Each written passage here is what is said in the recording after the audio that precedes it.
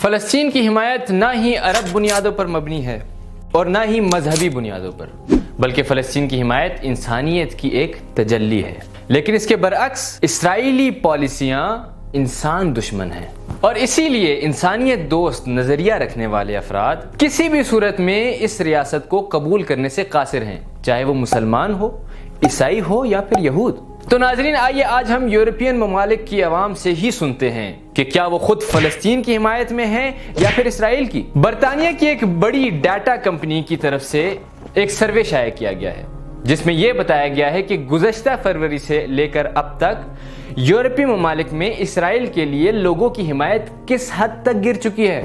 یہ survey YouGov کی طرف سے شائع کیا گیا ہے، جس میں بتایا گیا ہے کہ یورپین ممالک میں اسرائیل کے لیے نیٹ فیوریبلٹی ریٹ 14 پوائنٹ سے گر چکا ہے۔ حیرت کی بات تو یہ ہے کہ ہمیں اس سروے سے یہ معلوم ہوتا ہے کہ فرانس اور جرمنی جیسے ممالک جن میں اینٹی پیلسٹینین لاز اپلائی ہوتے ہیں، وہاں پر بھی اسرائیل کی ریپوٹیشن تیزی کے ساتھ گری ہے۔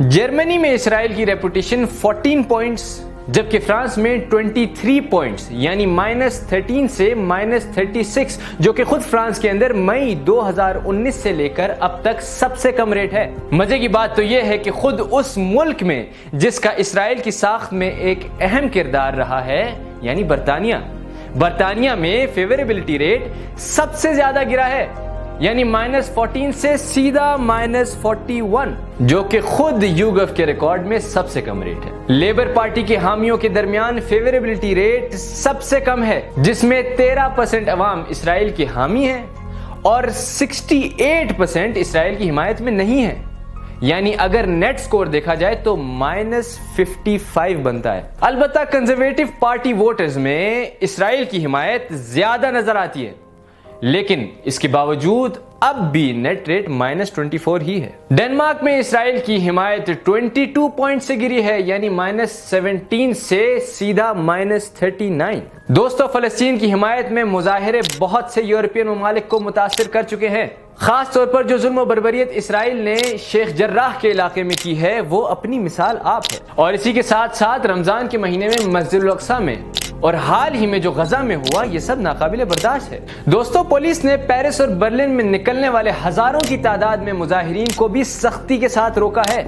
ہیومن رائٹس ایڈوکیٹ اور Euro Mediterranean human rights monitor Rami Abdu کا کہنا ہے کہ اسرائیل کی ریپوٹیشن میں بڑی تعداد کی کمی یہ بتلاتی ہے کہ اسرائیل کی طرف سے فلسطین پر کس قدر ظلم اور زیادتی ڈھائی گئی ہے، اور اس کے ساتھ ساتھ فلسطینی ایکٹیوسٹ کا سوشل میڈیا کے میدان میں آ کر سچائی بیان کرنا لوگوں کے اسرائیل تنفر کا باعث بنا۔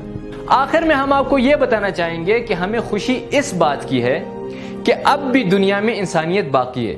لوگوں کا ظلم کے خلاف آواز اٹھانا انسان کی بقا کو بیان کرتا ہے۔